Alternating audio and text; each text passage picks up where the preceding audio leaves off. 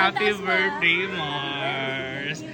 Ano lang, quick kwento, bakit ganitong klaseng theme yung gusto mong i-showcase for today? So, talagang goal ko po kasi na very different siya from my past birthday parties or yung style na ginagawa ko.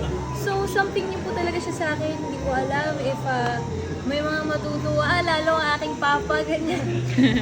Pero sabi ko nga po, gusto ko po kasi lagi ko sinasabi to sa interviews ko, this year gusto ko mas ma-experience pa yung life.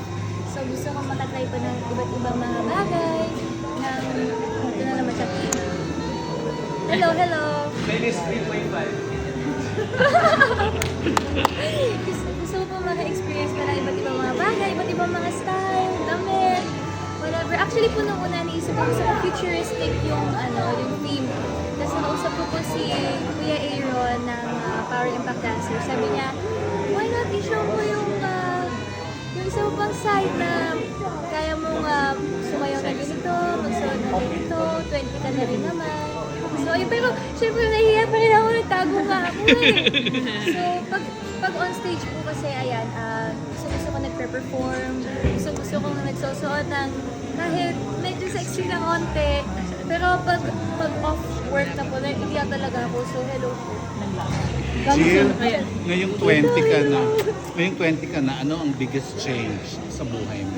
Biggest change. So, this year and end of last year, 2024, ano na po ako, independent. Yes. Hindi ka na teenager, 20 ka Hindi na. po ako teenager, so,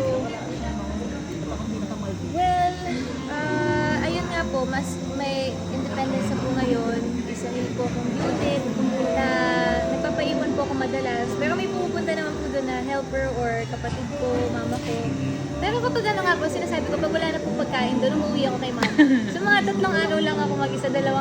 Hindi, ayun po parang mas independent na po ako ngayon.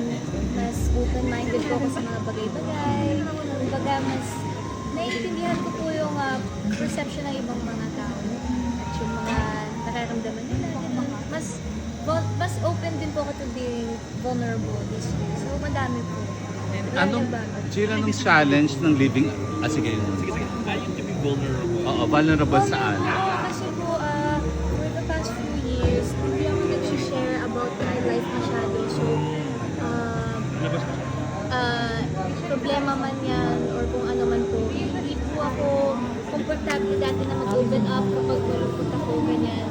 So ngayon po, pag malungkot ako, I talk to my friends, open po ako sa mga nangyari in the past, like about my family, ganyan.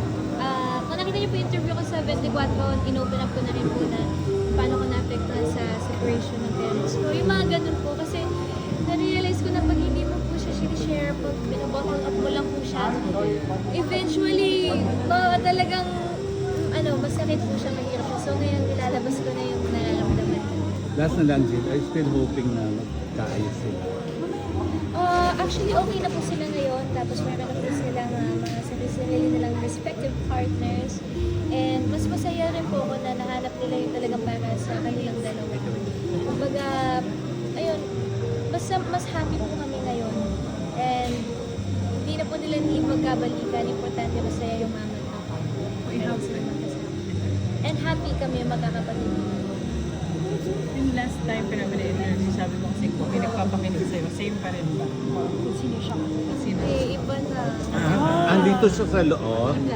Nasa ballroom Hindi na siya, chinito. Jill. Sa basketball party. Oo. Tara na. Guys, last party. Ah, andito rin siya.